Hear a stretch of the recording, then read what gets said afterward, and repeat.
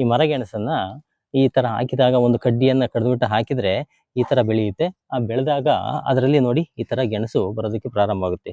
ಈ ಗೆಣಸಿಂದನೂ ಕೂಡ ಹಲವಾರು ರೀತಿಯ ಉಪಯೋಗಗಳು ನಮ್ಮ ಮನುಷ್ಯನ ದೇಹಕ್ಕೆ ದೊರಕುತ್ತವೆ.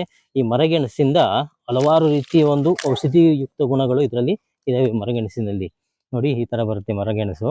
ಇದನ್ನ ನಾವು ಸರಿಯಾದ ರೀತಿಯಲ್ಲಿ ಒಂದು ನಿಯಮಿತವಾಗಿ ನಾವು ಸೇವಿಸ್ತಾ ಹೋದ್ರೆ ಈ ಮರಗೆಣಸು ನಮಗೆ ಹಲವಾರು ರೀತಿ ಉಪಯೋಗವನ್ನ ಕೊಡುತ್ತೆ. ಏನಪ್ಪಾ ಅಂತಂದ್ರೆ ತಲೆ ಕೂದಲು ಉದುರ್ತಾ ಇರತಕ್ಕಂಥವರಿಗೆ ಈ ತಲೆ ಕೂದಲಿನಲ್ಲಿ ಬರೋ ರೀತಿಯಲ್ಲಿ ತಲೆ ಕೂದಲು ಬರೋ ರೀತಿಯಲ್ಲಿ ಮಾಡತಕ್ಕಂಥ ಒಂದು ಶಕ್ತಿ ಇದೆ. ಇದನ್ನ ಆ ಶರೀರಕ್ಕೂ ಕೂಡ ಸೇವಿಸ್ಬೋದು. ಇದನ್ನ ಪೌಡರ್ ಮಾಡಿ ಕೂಡ ಇಟ್ಕೋಬಹುದಾಗಿದೆ.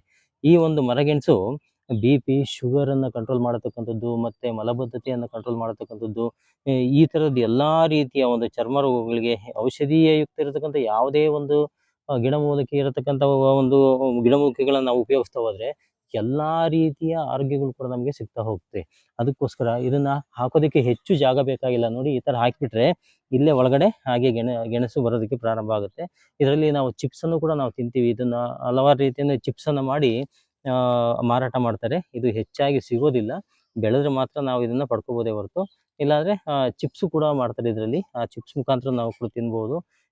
ಅದಕ್ಕೋಸ್ಕರ ನೀವು ಕೂಡ ಈ ಒಂದು ಮರಗೆಣಸನ್ನು ಉಪಯೋಗಿಸಿ ಇದರಿಂದ ಆಗತಕ್ಕಂಥ ಅನುಕೂಲಗಳನ್ನ ನೀವು ಪಡೆದುಕೊಳ್ಳಿ.